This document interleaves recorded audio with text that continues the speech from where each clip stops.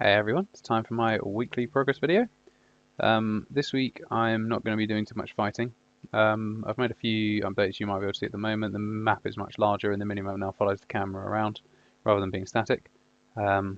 Most of the updates to the actual game I've made are adding new units and new buildings, as you can see. So I've added a new type of unit and building as well. They're classed as elite units and elite buildings. The elite building is a super weapon building.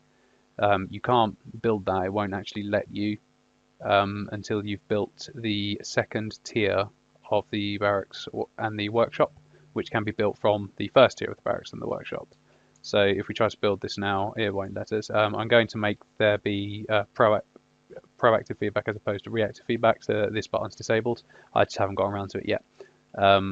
But yeah, I'll start building up towards the new unit types and building types. I've cleared all the enemies from the map and kept the game going just so that this recording process goes a bit smoother.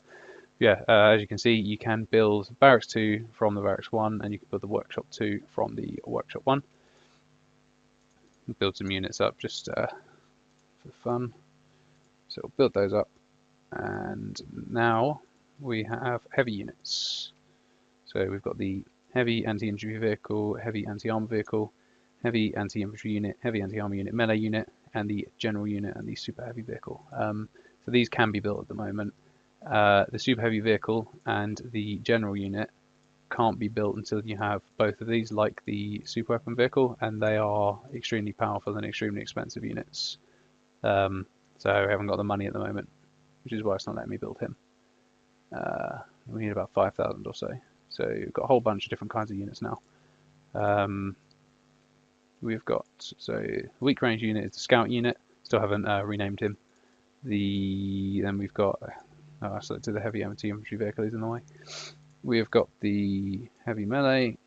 They've all got different abilities down there. I will have a fight with some enemies in a little while and show you what the new unit abilities do. But I'm just going through the building process and everything at the moment. So those are all in, and I've also added something to the unit AI. You see they are moving away from each other as they run past each other. There is now local avoidance and dynamic updating the path. The dynamically updating the path in grid when buildings are added. So if I try to walk straight through there now, he'll navigate his way around properly, whereas before he would just run and get stuck against it. It just took me a while to get the proper dynamic updating in, because it wasn't a priority until the AI unit started running against walls. Yeah, so he'll get out of the way, and if we send these two at each other, they'll just avoid each other, which is good. I need to tweak the settings a little bit. They kind of clipped each other there, but the local avoidance is now in. Yeah, that's pretty much the gameplay updates that have been done this week. The rest are all content updates. I've spent a lot of time this week learning a new tool as well. I've been learning how to use Blender to do 3D modeling, and the first final assets in the game in the form of the energy drink down there. Yeah, I'm quite pleased with that. I'm going to tweet a screenshot of that separately for Screenshot Saturday and upload this for Indie Dev Hour instead, because it's not really a screenshot. So yeah, that's pretty much what I've been working on this week. Learning the pipeline to get Blender assets imported into Unity, and also learning to 3D model and texture. Right, there we go. Okay, I'll just pop in to a new skirmish with some enemies in it and show you what the new attack types the heavy vehicles have. Okay, I've got myself a nice little base set up here. They can't really do a great deal to me. I'm going to start off with the infantry units. The first one will go with heavy anti-infantry. Show what his attacks do.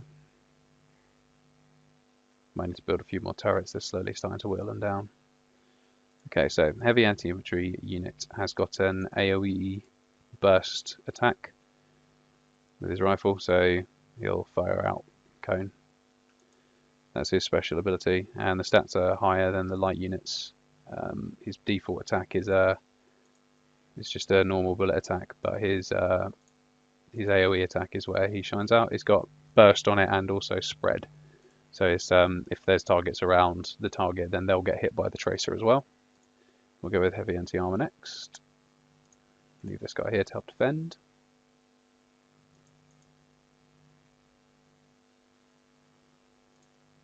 Heavy anti-armor unit has a large missile attack. He's pretty standard. He's just a more powerful sort of missile launcher guy. So he'll do pretty well against stationary targets, won't do very well at all against moving targets. The big targets like vehicles and stuff he'll manage to take down because they're much larger and they don't get out of the way of the rockets. But these guys are designed to take down vehicles. It's just the enemy aren't sending any at me. So I'll move him over here. Now, heavy melee units. His attack might be quite difficult to see because obviously I haven't put in unit animations yet, but it's kind of like a machine gun punch attack. So he'll hit lots of times in an AoE around him, and I'm really proud of that little logo. It's quite good. So he'll just run up and just batter them as soon as he gets to them. Really, I need to run. Here we go. Let's take this guy out. Oh, he's not using his ability. Huh. There we go. I made him use it. Yeah, he'll be punching people and dealing damage fairly quickly, individual targets. So that's him. Now, the next one I'll bring out are the vehicles. So and the general unit is at the moment just a copy of the heavy anti-infantry with higher stats because I haven't finished the individual designs for the individual armies' unique generals yet. But that's something that's going to be coming in one of the next few updates. So this guy is quite fun. He's got he's got the standard attack that anti-infantry units have, and he also has a cluster fire grenade launcher attack. It's like a shotgun spread attack. It will fire a set number of projectiles in a random AoE around the target area. It's calling that a spread attack for now. And when they impact, obviously, if there's someone right in the center of the impact zone, they get hit by all of them. Like, there we go. That's the heavy anti-armor vehicle. And the super heavy vehicle is a copy of the heavy anti-armor vehicle as well. So the heavy anti-armor vehicle that I'm just going to build up now is going to have this one has a tracer attack. I'm planning to make it like a tank cannon instead of like a bullet, because there was a lack of damage in the army structure that was able to deal damage to fast vehicles. So needed to have something in there that could deal with them. So this guy has the tracer shot, which at the moment makes him pretty good against infantry as well, which is something that I'll work on when I add in resistances and different kinds of damage. And he's got a spread fire rocket attack, which fires 5 rockets in a random spread around the target. But yeah, those are the additions that have been made this week. Let's take these 2 heavy vehicles over and see if we can take their base out.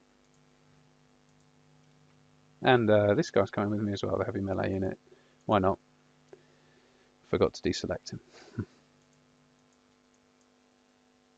I lowered the movement speed and made the maps a bit bigger so that it was a bit more tactical and spread out and less rushing to prepare for the enemies that were inevitably going to come over. So here we go. Let's see if these 2 heavy vehicles are enough to deal with their base.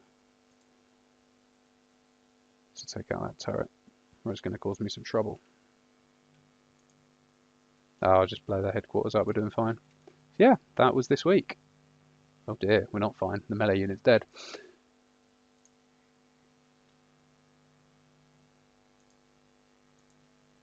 Phew. Anyway, I failed catastrophically, so I'll tone the AI down rather than get better at the game, and I'll see you next week.